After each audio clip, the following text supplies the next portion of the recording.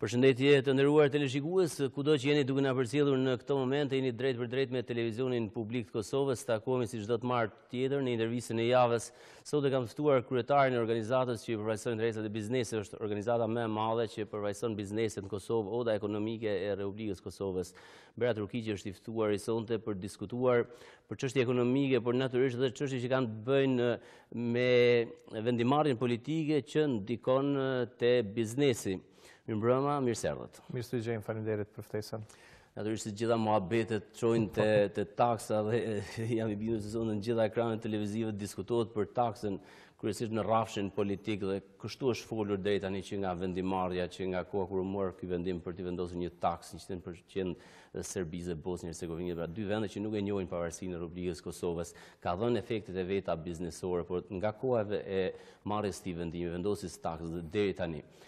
Cili është efekti që e ka parë biznesi kosovar nga kjo taksë? Po, ne është mirë që po diskutojmë spaku për ekonominë edhe kur ka vendime politike, siç është vendimi për këtë taksë, për shkak se zakonisht pothuajse i gjithë debati në Kosovë është për çështje të rëndësisë të veçantë politike ose është për çështje politikës ditore që shpeshherë është vetëm një konsum i shkurt, po që në fakt nuk prodhon efektin mirëqenien e njerëzve. Dhe nëse ka diçka të mirë në këtë debatin për taksën është një kthim i vëmendjes ka ekonomia ose spaku një trajtim tjetër i asaj se çka ka qenë orientimi ynë ekonomik, sidomos kjo varësia e madhe e importit nga Serbia dhe në anën tjetër ku e kemi një potencial që mund të përkrahet, sidomos tash kompanitë kanë një interes të veçantë që diskutojnë edhe nëse nuk është taksa, çka janë ato masat që mund ta mbrojnë prodhuesin vendor në një anë dhe në anën tjetër të krijojnë rrugë të reja, mundësi të reja që të ngritet aftësia konkurruese e këtyre prodhuesve, qoftë për tregun tonë, qoftë për eksport. Ka rënë gati në zero tregtia me Serbinë kësaj Po, tashte se kontrabanda vazhdon të jetë kur ishim te ka pas kontrabandë me Serbinë, domethënë nuk është që është vetëm ajo ana zyrtare 450 milion që ka qenë mesatarja viteve të fundit, po zakonisht është konsideruar që veriu ka qenë Eldorado e kontrabandës dhe kjo dihet për shumë arsye. Pra, një kontrolli sadopak kemi pika doganore në atë pjesë, ka një prezencë të institucioneve të rendit dhe sigurisë, por kontraband ka pas vazhdimisht që nga pas lufta në këtë pjesë të vendit. Kur jemi të efektet, do të mi pa, dhe thonë, kemi dy kategori të bizneseve, kemi kompanitë që janë prodhuese dhe kompanitë që kanë importuar nga Serbia. Kanë bërë biznes me Serbinë. Normalisht, për këto që kanë importuar nga Serbia, kjo ka qenë një gjendje e re, dhe një gjendje e re normalisht kërkon edhe veprime të ndryshme.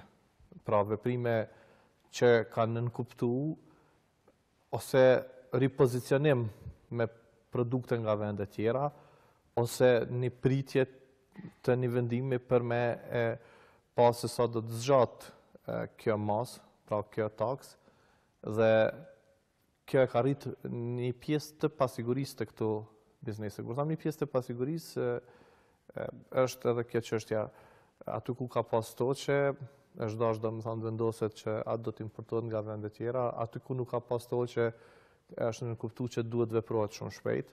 Dhe këtu pastaj janë dy lloje kategorive, po më dy kategori të ndryshme të produkteve, është landa e parë dhe produktet finale. Shumë problematike ka qenë për këto kompani, po dhe për tregun përgjithësi që është ja landës parë, për shkak se porositë nuk janë edhe aq të shpejta ose spaku alternativat janë më të vështira. Ndërsa të produktet finale ka qenë pak më e thjeshtë, për shkak se kur tham produktet finale janë këto që i shohim në rafte, këto janë zaventsuar nga vende tjera ose ka pas alternativa të mjaftueshme në treg. Të prodhuest isha dy efekte jashtëzakonisht pozitive, është një rritje e shitjes së këtyre produkteve dhe normalisht është edhe një ngritje të vedisimit, qoftë për mos konsumim produkteve serbe, qoftë për rritjet konsumimit të produkteve tona. Do të thonë, këto janë dy efekte që janë kriju të prodhues tonë dhe këtyre efekteve pozitive i ka kontribu edhe normalisht edhe kjo çështja e flamujve, për shkak se në këtë klimën që e ka kriju taksa, implementimi aty uzimit administrativ për vendosjen e flamujve veç i ka ndihmu kësaj klimën, kuptim që ka një hezitim shumë më të madh të po tham shtresës të vëdisuar të konsumatorëve ose shtresës cila nuk e shikon pjesën e çmimit si përcaktues kryesor për me ble diçka, edhe normalisht kjo ka shkuar në favor të kompanive tona. Tash, sa do të shfrytëzohet kjo, çfarë efekte do të krijojë në periudha fatmesme dhe afatgjatë, kjo mbetet më pa, për shkak se edhe analizat nuk mund të merren, domethënë vetëm ato që janë bërë 2-3 javë apo një muaj kur e kemi bërë ne mas vendosjes taksës, po do të më pa pak në periudhë më të shtrime kohore. I përmendën çështjen e stoqeve, sepse u raportua kishte një vendim qeveri në fakt për këto, se disa biznese dhe kanë ditur që do të merrej vendimi për taksën. Tani kemi edhe më tepër nivel spekulativ, se nuk është se e ka konfirmuar dikush një gjë të tillë, kishin bërë stoqe pastaj që vazhdonin biznesin. Unë nuk më lëshun ato, domethënë mund të ketë raste të cilat kanë kriju stoqe për shkak se është periudha vitit kur krijohen stoqet. Është normale kur stoqet do të janë absolutisht, është në muaj dhjetor, për shkak të transportit, për shkak të kushteve atmosferike, për shkak të festave të fundivitit, zakonisht tetori, nëntori janë muajt kur importohet më shumë, që pastaj në dhjetor edhe në janar të ketë një stok të mjaftueshëm që realisht mundet me përballu nevojat ose konsumin që kërkohet në këta muaj, të njëjtën kohë dhe duke mos kriju probleme nëse ka për shembull ndonjë problem që lidhet edhe me kushtet atmosferike, se dihet që janë muaj të dimrit.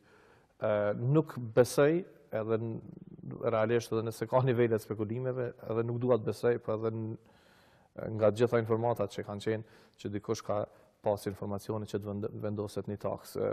Unë nuk dua me hi në atë pjesën e spekulimeve se si ka ardhur te vendimi, për shkak se këtë mund ta komentojnë ata që kanë marrë vendimin mirë, po në momentin kur është vendosur 10%, ka pas një kërkesë për qartësim, çka nën kupton, si të veprohet, sa do të zgjas, ka qenë kjo çështja që një pjesë e brendave ishte ndis, pastaj një pjesë jo, domethënë kanë qenë disa çështje të implementimit. Pastaj ishte ai vendimi tjetër për referencë si Republika e Kosovës ose me emrin kushtetues që ka Kosova, domethënë janë disa çështje që kanë kërkuar sqarime. Ndërkohë është vendosur edhe 100%. Me të drejtën shumë biznese kanë qenë më të kënaqur kur është vendosur 100%, është qartësuar që edhe nuk mund të ketë më import, se në 100% nuk importon askush, se kërkush mundet me përballuar atë kostën, edhe 10% ka mund të ketë dilema, ka pas mundësi që të ketë dilema, atë vazhdohet apo të mos vazhdohet. Në 100% atëherë ka qenë pozicionim krejt tjetër dhe ajo që kemi pa në treg, kemi pa që nuk ka prodhu rritje të çmimeve, se s'ka pas produkt që ka mungu. Normal ka pas disa lëvizje, po jo me kriju inflacion. Aja ka qenë, domethënë, një farlloj pozicionimi spekulativ atyne që kanë rritë çmimin e bukës, se nuk... Si gjithë njën këto raste... Këto raste shfrytëzohen, po çmimi në kushte normale rritet kur ka mungesë të sasive, kur ka mungesë të ofertës në treg, nuk është vërejt diçka e tillë. Tash jemi në një pozicion 3 ku kërkohet qartësi, për shkak se sinjalet që i marrin bizneset janë të shumë llojshme. Do të thonë dikush thotë që nuk hjeket taksa, një pjesë që do të ketë vendimarrje për taksën. Ka një presion shtuar. Ka presion për pezullim, dhe çka nën kupton kjo? Kjo nën kupton që biznesi duhet me pas një qartësi sa i përket vendimarrjes, nëse është përballuar atë kur është marrë vendimi, edhe pse nuk ka pas paralajmërime. Tash, kur diskutohet, a do të pezullohet, apo do të hjeket, apo do të vazhdoj, dhe këtu duhet me pas një mesazh të unifikuar institucional, për shkak se janë dy kategori këtu që realisht ndikohen. Është ajo pjesa që e importon sidomos landën e parë. Fatkeqësisht na jemi të varur nga vendet e rajonit, sa i përket landës parë, Kosova nuk ka landë parë mjaftueshme, për shembull grunin, hekurin, vajen, sheqerin, disa artikuj bazik që nuk i prodhon dhe nuk pritet në një periudhë që ti ketë, po duhet të importoj.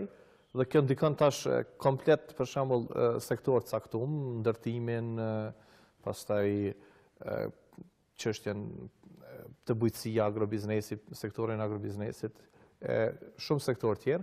Dhe në anën tjetër është edhe pjesa e investitorëve, të cilët e kërkojnë një parashikueshmëri. Do të thonë se dikush vendos me investu në këtë vit në Kosovë, ata dojnë me pas një vendimarrje të qartë politike, e cila realisht krijon stabilitet institucional dhe stabilitet politik dhe juridik që për investitorin janë parakushte bazë për me investu në vend. Në fakt, a ishte konsultuar oda ekonomike si përfaqësuese e interesave të biznesit kur morë vendime për taksën, apo gjatë kësaj periudhe a ka pas ndonjë konsult përveç deklarimeve publike që ju i bëni vazhdimisht në intervista të ndryshme, në paraqitje, në konferenca, në trueza, debate? Jo, dy vendimet kanë qenë shumë të shpejta. Nuk është se shkërkuar ndonjë mendim nga oda e Kosovës? Jo, kur është marrë 10%, vendimin sigur tjertë edhe ne e kemi parë në fillimisht në media, pastaj e kemi marrë, e kemi konsultu, jemi konsultu me aktorët që janë me rëndësi sidomos për implementim.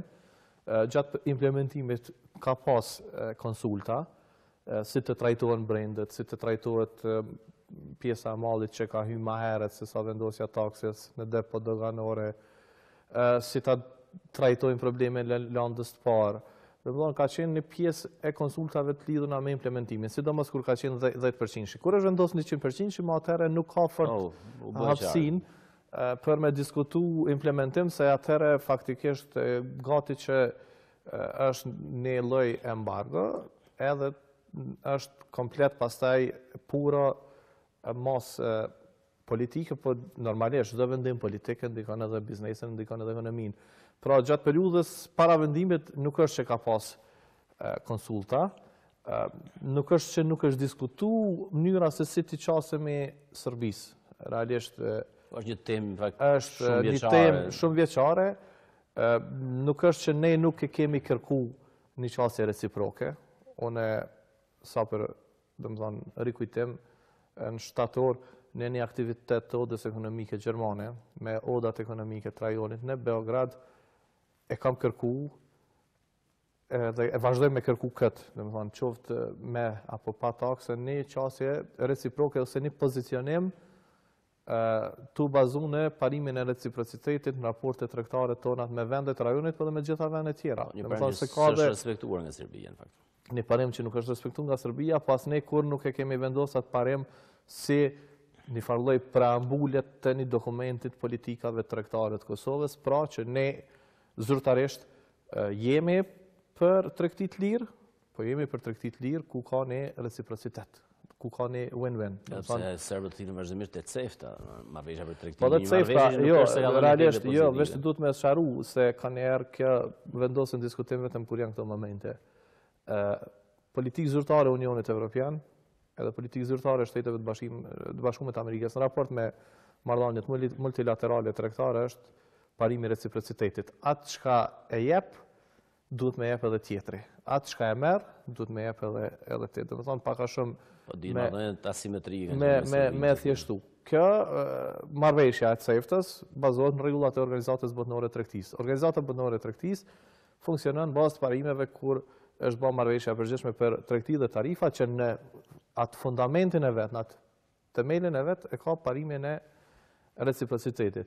Ajo që ne kemi njekë si politikë të gabume tregtare, edhe kur për thamë domethënë nuk kemi marrë kur seriozisht me politika ekonomike, është një politikë tregtare trashëguar prej kohës së Unmikut, që nuk ka përcaktuar limite, pra tregtia lirë ka qenë si e domosdoshme, për shkak që mos mu izolu, edhe me trajtu veten si një pjesë tregut më të mirë, po mbrenda asaj tregtisë lirë ka rregullat lojës. Dhe ne kur nuk i kemi definuar këto rregullat lojës dhe pastaj kemi përfunduar këtë pozicionin që Serbia nuk e ka respektuar pothuajse gati asnjë marrëveshje, edhe realisht gabimin që ka bërë Komisioni Evropian, kam thënë edhe në takime me ta, edhe dhe më thonë edhe në kuadrë dialogut Brukselit, ka vazhdu të përcjellet kjo logjike gabume që shumë barjera politike që jenë trajtu politike, edhe është thënë që duhet më prit një marrëveshje, një zgjidhje politike, në fakt kanë qenë barjera jo tarifore.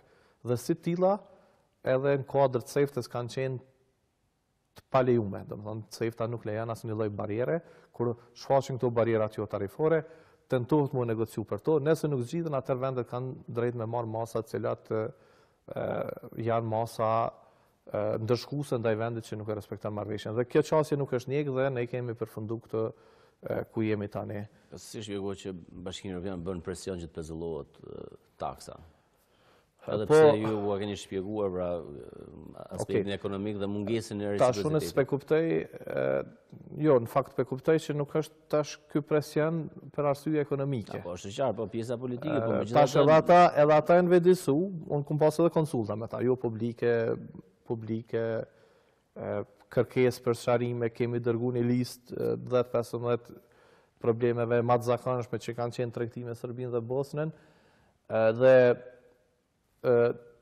tash këtë pjesën më duket që janë vedisu përfundimisht që ka shkelje drastike të marrëveshjes së CEFTA-s dhe Bashkimi Evropian e financon sekretariatin edhe funksionimin e trupave të CEFTA-s dhe normalisht e ka një përgjegjësi për me ndërhy. Njëjtë që ka përgjegjësinë me ndërhy se CEFTA është edhe pjesë e marrëveshjeve të stabilizimit dhe asociimit dhe çdo shkelje e saj është edhe shkelje e marrëveshjes së stabilizimit dhe asociimit. Po tash në këtë kuptim ndërhyrja është e vëndshme. Unë tash presionin e kuptoj më shumë si pjesë presioneve që bën për shkak të një procesi tjetër ku ka domethënë hise të madhe Bashkimi Evropian dhe ajo është pjesa e dialogut. Fqinjet dhe partnerët tjerë tregtarë të Kosovës kanë përfituar nga vendosja e kësaj takse. Janë shtuar shkëmbime tregtare me Shqipërinë, janë shtuar me Maqedoninë, edhe me vende të tjera.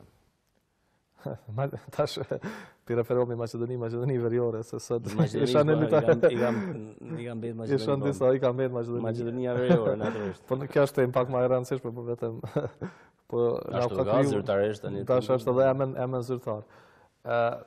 Normalisht që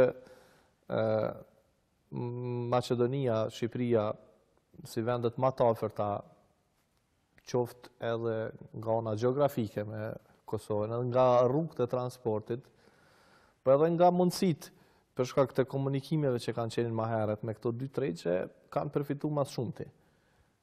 Po normalisht tash është krijuar edhe një listë vendeve tjera që po përfitojnë. Sidomos vendet të cilat tash eksportojnë brende ndërkombëtare që janë eksportuar nga Serbia, për shembull Coca-Cola tash është krejt tjetër rrugë e importit ose të tjerat, mos të hyj me emra.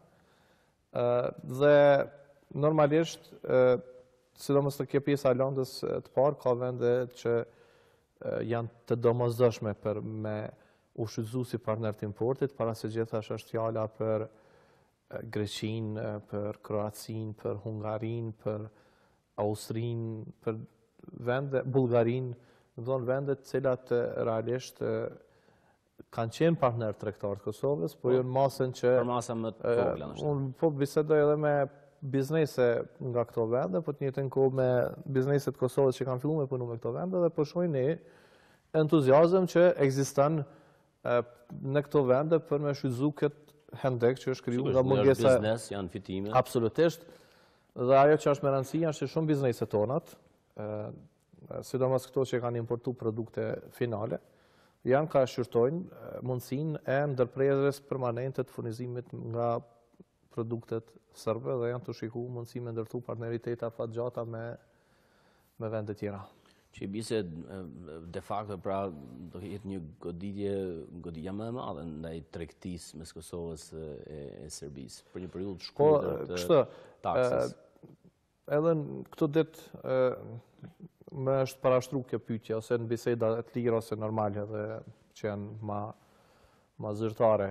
E kam thënë që në periudhë 3-4 mujore e mungesës së produkteve, ato produkte faktikisht i sjellin në një pozicion që më e humbin atë lidhjen që kanë me konsumatorin. Po flas për këtë pjesën që i shohim i blem të konsumit gjanë.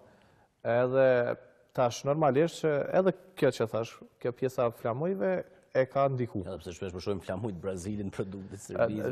Jo, në rregull, aty mund të ketë shiça, domethënë ajo është patë pasaj në rrjetet sociale, mund të ketë gabime, mund të ketë kanë erë lëvizje kështu për qëllimet të krijimit në humori ose diçka, por nuk besoj që e ka dikush nga rrjetet tregtare ka bërë atë me qëllim ose normalisht ajo metet më pa nga inspektoriatet, po na e dim domethënë pak a shumë cilat janë brende të kryesore serbe që janë shit këto. Tash për këtë lloj kategorive domethënë të produkteve do të jetë vështirë kthimi në nivelet që ka qenë, edhe nëse nuk domethënë nuk ekziston taksa fare. Është pjesa e lëndës të parë, për hir të vërtetës, fatkeqësisht, domethënë ne kemi pas një varësi të madhe, sidomos me grunin, me sheqerin, me disa produkte, vajin, pastaj ende produkte më importuar prej Serbisë është energjia elektrike. Pra, në kësaj lloj kategorisht produkteve edhe mund të ketë pastaj prap një tendencë të importit për shkak të kostës. Për shkak se gruni është çështje e kostës, transporti këto, logjistika, përparësia që mund ta ketë Vojvodina si regjion, edhe ajo pjesë domethënë në përgjithësi. Po megjithatë pjesa më e madhe e damit është sidomos te kompanitë të cilat kanë pas dominim këtu, të plot, edhe te kompanitë vogla, ka qenë një numër i madh i kompanive me një qarkullim jo shumë të madh, por shumë të rëndësishëm. Domethënë tregu i Kosovës ka qenë tregu i më rëndësishëm.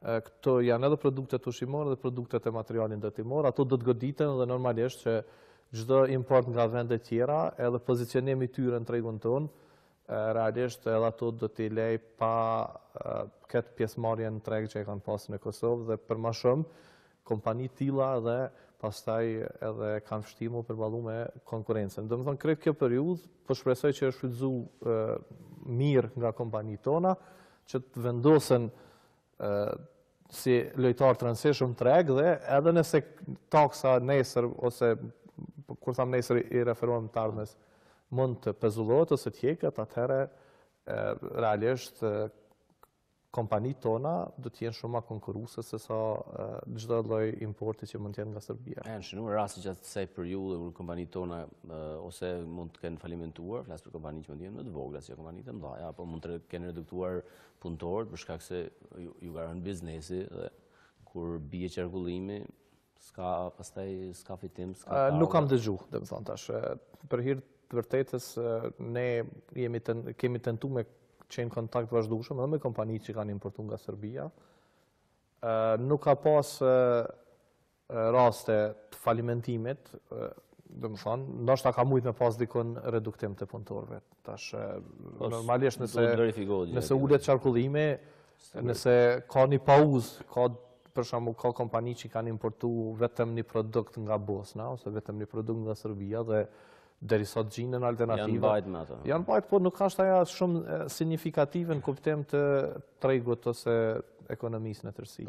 A qëndrojnë ankesa që i bën Serbia vazhdimisht se është goditur, është dëmtuar shumë dhe në fundi avëllimi tregtar me Kosovën, nëse bëhet krahasim me tregtigjen me Serbia me GDP-n atje është një përmasë modeste kur ta llogaritësh pra shifrat që janë shifrat zyrtare. Po unë i përmend ato kategoritë e kompanive. Domethënë normalisht që tash për shembull humbet ajo monopoli që e ka pas Serbia në eksportin e shumë brendave drejt Kosovës.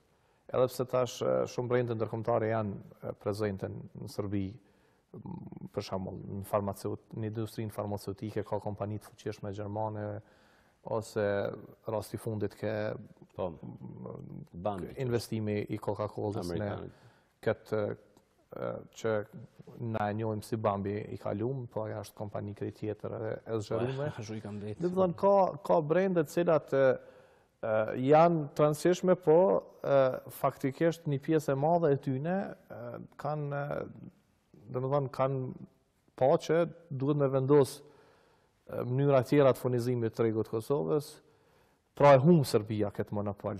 Edhe një mundësi tjetër me ndiku, se normalisht sa ma pak që ka themi kësil rrugë të ndikimit në Kosovë, se tregu është kogja aspekt i rëndësishëm i ndikimit në një vend, dhe ajo edhe politikisht poziciona normalisht që kanë ndikon Serbinë. Ndërsa, kur ju referova aty në kompanive, presioni më i madh që besoj që është në qeverinë serbe, edhe nga informacionet që kemi, është nga këto kompani që Kosovën e kanë pas tregun më të rëndësishëm. Dhe ka shumë kompani tilla që janë kompani themi me një qarkullim ndoshta deri në 1 milion dhe faktikisht ndoshta 90% e atij qarkullimi ka qenë në Kosovë për këtë kompani, faktikisht është goditje e madhe dhe këto janë ka ushtrojnë presione të jashtëzakonshme, kërkojnë subvencionime, kërkojnë gjana lehtësira tjera për shkak se nëse vazhdon kjo, këto kompani edhe mund të falimentojnë. Këto që janë të lëndës së parë, këto janë domethënë tjera lloj kompanish, cilat normalisht që edhe mund të tentojnë të rikthehen, po megjithatë ajo që është prapë them inkurajuese është që konsumatori është vëdësu, të njëjtën kohë edhe tregtarët më në fund kanë pas prej presionit, domethënë që mund të kenë probleme të furnizimin nga Serbia, diskutime, po edhe veprime serioze, konkrete, drejt gjetjes së partnerëve të ri dhe për çdo të prodhues atje, për çdo themi kompani atje, normalisht që humbjan edhe një pjesë të tregut, qoftë edhe 2% në raport me GDP-n e ka rëndësinë vetë se ajo krijon pastaj efekte zinxhirore, nuk është që është vetëm një humbje tregut, po ajo krijon efekte tjera në ekonominë serbe dhe është mirë domethënë na që realisht kemi pas mundësinë që edhe në këtë fazë domethënë të dëshmojmë që mund të ketë alternativa tjera dhe mund të ketë rrugë tjera. Në kuptim të asaj që kemi kërkuar, edhe për rreth theksoj që Kosova ka pas nevojë për një riorientim edhe të politikave tregtare, po edhe të rrugëve tregtare në përgjithësi. Ka pas ankesa edhe disa biznese që janë lugin, fakt që janë prekur nga kjo. A keni ju diçka? Realisht janë, unë nuk më hyn detaje individualisht për kompaninë, po kur e folan këtë grupin e kompanive të vogla, se ato kanë shprehë një shqetësim që nuk janë përjashtuar rreth rajonit Luginës, rreth Vranjes, rreth këtyre komunave që janë afër kënej, që janë edhe kompaninë më të madhe kompani nga Lugina, të cilat janë anku edhe në ambasadat huja në Beograd, edhe këto në qeverinë tonë, pra janë kompani me pronar shqiptar, të cilat janë damtu, për shkak se për ato tregu i Kosovës ka qenë tregu kryesor, nashta i vetëm i eksportit, po megjithatë taksa tash nuk ka përkatësi nacionale, edhe faktikisht këto padrejtësisht mund goditen ato kompani, po megjithatë kjo është pjesë e një politike themi ma gjërë që nuk mund të trajton individualisht secilin kompani. Do të ndalem pak të raportet me Shqipërinë, sepse ju dini flitet shumë, janë mbajtur qeveritë, takimet, mbledhjet, vazhdimisht ka një retorik politike se po bëhen marrëveshje, por biznesit nga ana tjetër shpesh ankohen për pengesat ndryshme në të bërit biznes. Si e sheh pra këtë momentin e taksës, në çfarë efekti ka dhënë te jo thjesht vetëm tregtia, por për ta shfrytzuar këtë situatë që të ketë një lloj strategjie, një bashkëpunim më afatgjat, sepse tash Shqipëria është treg i vërshuar nga import, më thënë drejtën, nga Greqia, nga Italia. Shqipëria ka qenë problemi këç në raportet tregtare. Kemi pas disa raste i patateve, i vetë. Edhe vazhdon të jetë problemi këç. Normalisht është inkurajuese tash për shembull ajo shfrytëzimi i portit Durrësit, disa kompani po kanë eksperienca të mira në tranzit. Kjo është edhe si rezultat i funksionimit të doganave tona, të agjencisë të ushqimit dhe të veterinës që kanë treguar gjithmonë kapacitete edhe përkrahase për biznesin. Po ajo që mbetet problematike është mbrojtja e tregut që institucionet shqiptarisë i bëjnë në qysh me thonë në raport me Kosovën, në raport kundrejt gjitha vendeve tjera, sidomos me Kosovën. Se na nuk mundim tash me analizu çfarë raporte kanë ata me tjerët, por na e shohim me Kosovën. Dhe ka një mbrojtje jashtë çdo logjike normale të tregut. Përderisa këto, asnjë kompani e Shqipërisë nuk ka problem të përfitojë nga tenderet ose nga prokurimi publik në Shqipëri, janë kur themi domethënë në gishta që është ajo fjala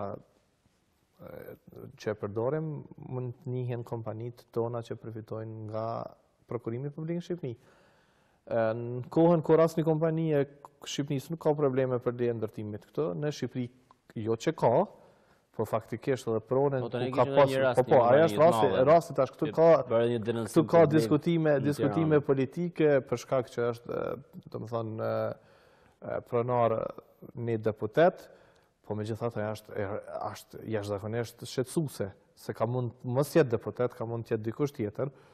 Po ta lëmë pjesën e politikës, ta lëmë anash origjinën e është bllokuar një investim. E politike të dikujt ose identitetin politik, po jo që është blloku, po në farë forme është gati sikur një nacionalizim i pronës, është diktat në raport me diçka që ke prit që po investon, ke prit që do të bësh investim dhe do ta kthesh atë investim, dhe në fund vjen ata me një qëndrim që kjo është interes, kjo faktikisht është njëjtë sikur vendimet që merren në vende që nuk kanë asnjë rregull demokratik, është jashtëzakonisht dekurajuese për çdo investim nga Kosova që shkon në Shqipëri. Mos flasim për këto barierat çdo ditë ndëgjon. Domethënë se shkon në Gjakov, i takon kompanitë të Gjakovës të tregojnë që gjatë eksportit në Shqipëri ka filluar një procedurë e re, një kontroll e re, një kërkesë për një certifikat tjetër, një kosto shtesë.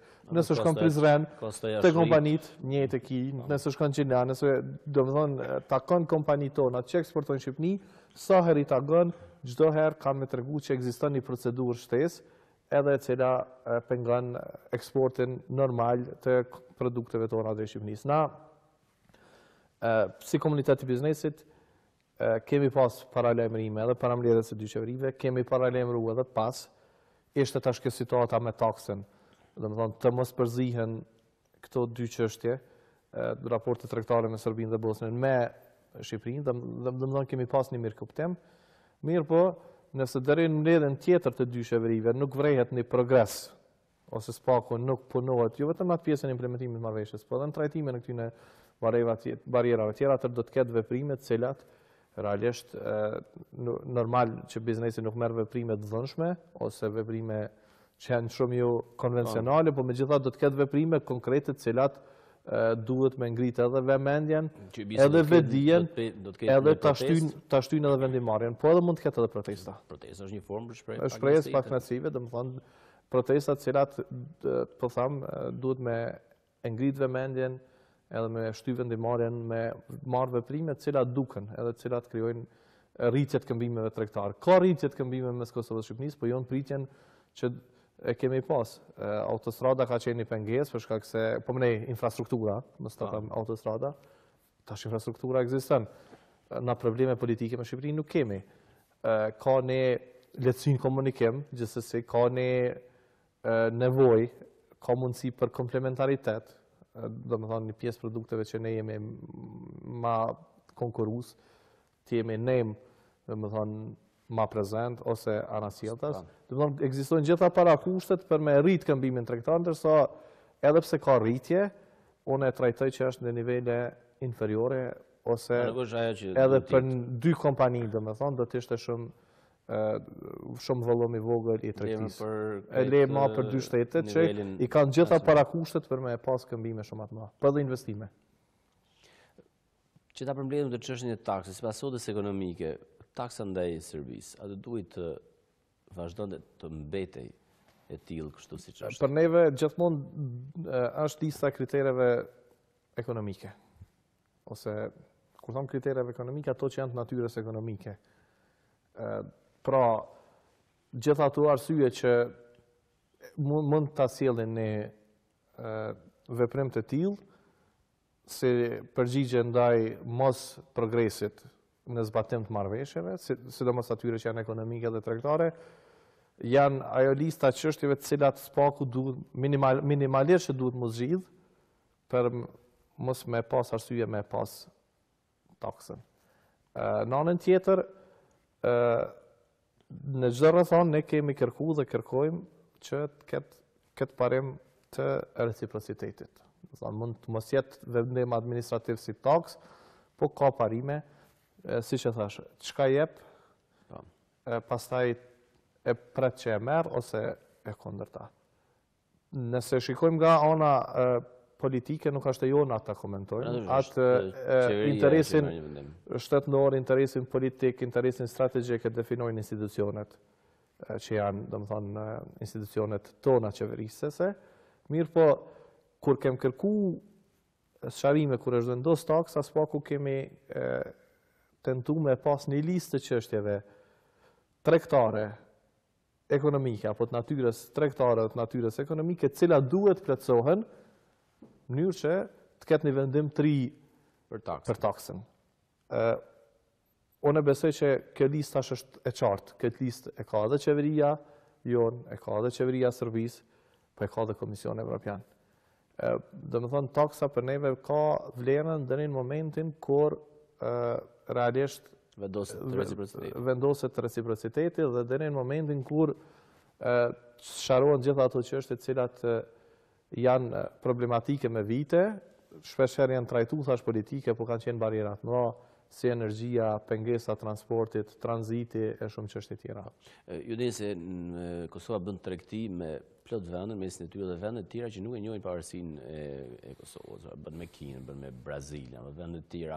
Atë duhet të aplikohej taksa e njëjtë ndaj shteteve të tjera në emër të reciprocitetit me se rasti i Serbisë dihet është ndryshe sepse ka një shumë destruktive në raport me Kosovën. Jo, unë reciprocitetin e shoh në kuptim tregtar. Do të thënë, nëse ne kemi probleme të komunikimit për shembull me vende të caktuara, edhe kur është mbytyje cilësia produkteve, ne edhe mund vendosim ndërprerjen e importeve nëse ka probleme tilla, ose nëse shohim që ka dumping, ose ka subvencionim të eksportit, e shumë politikat pa drejta tregtare, që nuk janë sipas rregullave të lojës, mund të ketë kundërmasa. Dhe duhet mu trajtu si tilla, se kur po janë puro krejt natyrës politika, atëherë edhe presioni po është shumë më i madh.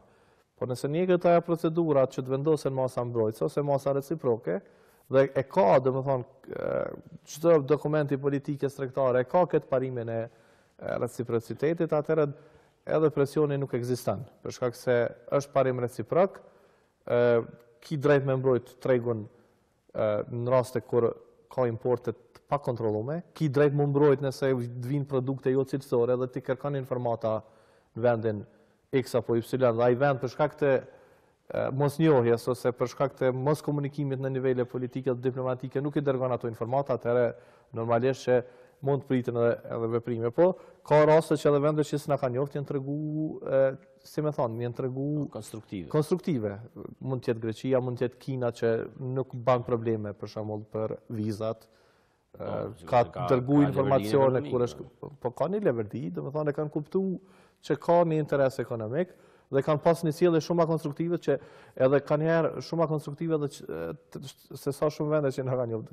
Domethënë këtu ka dallime, dikun ka dallime të mëdha, dikun ka dallime në nuanca, po megjithatë jashtë asaj nevojës edhe qëllimeve edhe arsyeve politike që e mujnë me çunën e mas, ne duhet me pa interesin ekonomik dhe tregtar, duhet me mbrojt tregun nga veprimet e padrejta, nga prishja e rregullave të lojës, dhe të njëjtën kohë duhet me ushtru presion që edhe tjertë të zbatojnë rregullat e lojës dhe normalisht të mundsojnë që tregtia të zhvillohet në dy kahje, jo dikush përfiton dhe dikush tjetër të dëmtohet në emër të tregtisë lirë. Jo, në fundin e kësaj interviste doja të ndalemi te një temë që ju e keni prekur edhe më herët, në fakt. Ju dini se u miratu një ligj për pagat, u bë një zhurmë e madhe, ende bë, në fakt ka reagime, ka edhe me tutje pak kënaqësi, mënyrën si u bë ky ligj, si u caktuan koeficientet, por në përgjithësi ligji ka rrit sërish pra rrogat në sektorin publik, ndërkohë sektori privat ai që mbetet, sepse aty rroga nuk het as me protesta, as me greva, as me ligje, po ecën në bazë të performancës së biznesit, pra mënyrë se si zhvillohet. Dhe hendeku mes pagës në sektorin publik dhe sektorin privat po vjen duke u thelluar në favor të sektorit publik. Do t'i them 4 argumente ose elemente që duhet me i pas parasysh. E para, çka po bëhet me këtë? Sektori privat për financën sektorin publik, po në fakt nuk për financën vetëm shërbimin më të mirë që do të duhet ta kishte, për shkak se kjo është ajo logjika, ose nuk për financën buxhetin që të ketë investime në të mirë të përgjithshme, po për financën një konkurrencë. Më thonë, realisht kjo i bjen me financu një konkurrencë me mjetët veta. Se rasti PTK-s, që PTK-ja merr partneri. I bjen që ne financojmë sektorin publik si konkurrent të drejt për drejt në fuqinë punëtore. Shumica e buxhetit mblihet nga sektori privat. 80%. Dhe 70% është, domethënë, proporcioni i të punësuar në sektor privat në raport me atë sektorin publik. Domethënë, na pe financojmë konkurrencën. E dyta, edhe mund të ketë presion për rritje të pagave në sektorin privat, po çka nëse kemi rritje të çmimeve? Se nëse ka rritje të presionit, edhe kompanitë private do të detyrohen që ketë një politikë stimuluese që nënkupton rritje të pagave, si mund të financohet rritja e pagave në kohën kur nuk ka një rritje të performancës? Atëherë mund të ketë edhe rritje të çmimeve, se çmimi rritet si pasojë e rritjes së kostës. Për këtë s'ka fjalë njëri. Po jo, dhe kjo në periudhë shpejt, kohore, nëse e shohim, domethënë, që krijohet si efekt i drejt për drejt, se ka presion, domethënë, nga kompani që i takoj ka presion, dhe ato edhe do të detyrohen të veprojnë, atëherë do ta reflektojnë këtë në rritje çmimeve. Kush do të merret pastaj me këtë? E treta, avantazhin e vetëm që ne tentojmë me e përfatësu, me prezantu te investitorët e huaj është kosto e fuqisë punëtore.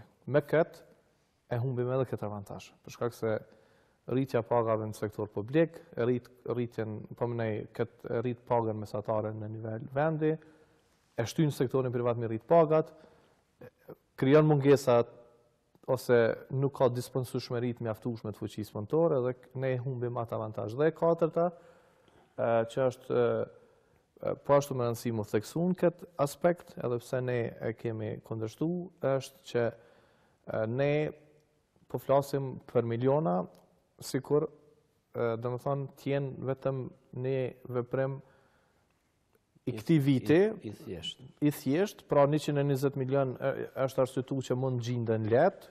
Ky buxhet i mbulon, po çka do të shohim na viteve tjera? Se tash janë krijuar dhe shumë precedente negative, të cilat pastaj rrisin presionin për rritje tjera. Ose kam dëgjuar domethënë që kjo nuk është shumë e madhe, dhe fatkeqësisht kjo vjen prej njerëzve që nuk e kanë fituar kur asnjë cent vet, dhe gjithmonë i kanë pas benefitet edhe pagat si më thonë të dhurume për shkak të pozicionit politik, po nuk e kuptojnë logjikën sa është e vështirë. Pra ka munguar ndjeshmëria. Po ndjeshmëria, domethënë nuk e kuptojnë logjikën sa është e vështirë të fitohet 1 euro, se 10 euro, se 20 euro, se një shumë tjetër në sektorin privat.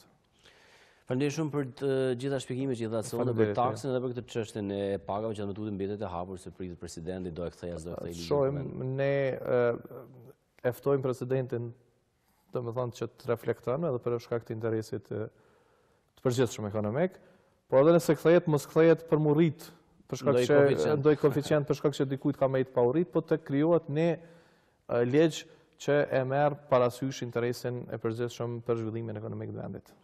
Faleminderit edhe një herë. Faleminderit e juve. Ishte kryetari i Odës Ekonomike të Kosovës, Berat Rukiqi. Do takohemi të martën e ardhshme. Qëndrojmë me tutje me programin vazhdim të RTK-s. Mirupafshim.